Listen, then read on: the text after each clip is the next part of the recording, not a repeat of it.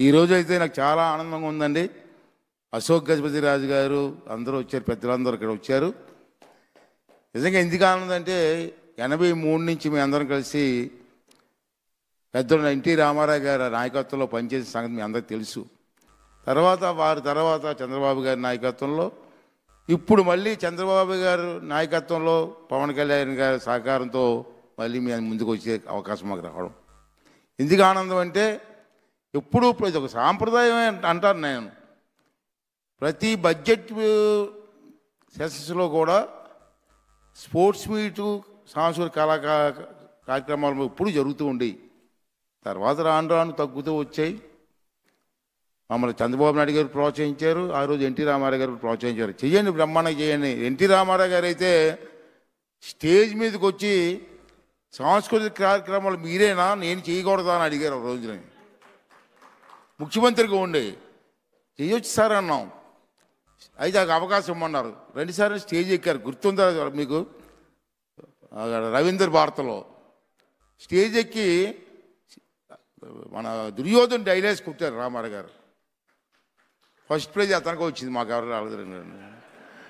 అంటే ఆ రోజులు అలాగుండి మళ్ళీ మొన్న కేశవ్ గారు మేము అంతా కూర్చొని మాట్లాడుకున్నప్పుడు, రఘురామరాజు మాట్లాడుకున్నప్పుడు ఎలాగా మనకు బడ్జెట్ మీటింగ్ అవుతుంది, సరదాగా ఎమ్మెల్యేలు అందరం కలిసి స్పోర్ట్స్ మీట్ పెడదాం, సాంస్కృతిక కార్యక్రమం పెడదాం అని చెప్పి అనుకున్నాం. తక్కువ టైంలో అనుకున్నాం. చంద్రబాబు గారిని మాట్లాడితే చెయ్యండి, తప్పనిసరి చేయండి అని చెప్పి బాబు గారు కూడా నవ్వుతూ చెప్పడం జరిగింది. అలాగే కేశవ్ గారు కూడా తక్కువ టైంలో చెప్పినప్పటికి కూడా నేను ఉన్నాను చెయ్యండి అని చెప్పి వారు కూడా బడ్జెట్ అది కేటాయింపు చేసి ప్రోత్సహించడం జరిగింది.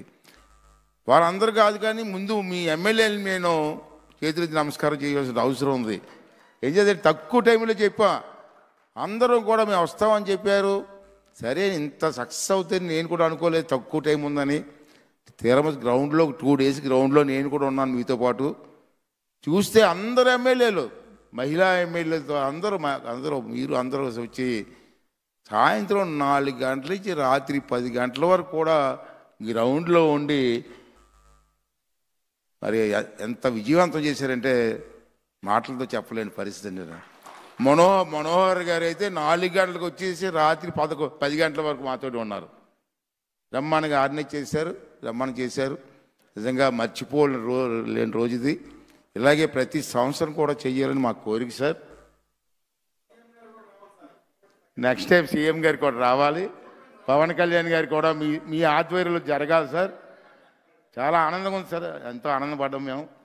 మరి కేశవ్ గారికి, వేదిక మీద ప్రజలందరికీ కూడా నమస్కారం తెలియజేస్తూ, మరి వేళ అంతేకాకుండా ముఖ్యమైనటువంటి పాత్ర చాలా తక్కువ టైం అని చెప్పాను నేను, ఇంత గ్రాండ్గా జరుగుతలేదు. దీంట్లో సహకరించినటువంటి మన స్పోర్ట్స్ మినిస్టర్ గారు అతి తక్కువ కాలంలో మరి క్రీడాశాఖ మంత్రి గారండి రాంప్రసాద్ రెడ్డి గారు కానీ, అలాగే షాప్ చైర్మన్ రవినాయుడు, వీళ్ళిద్దరూ కలిసి బాధ్యత తీసుకున్నారు. నేను అడిగాను, టైం సరిపోద్దా బ్రదర్ అంటే, మేము చేస్తాం సార్ అని చెప్పారు.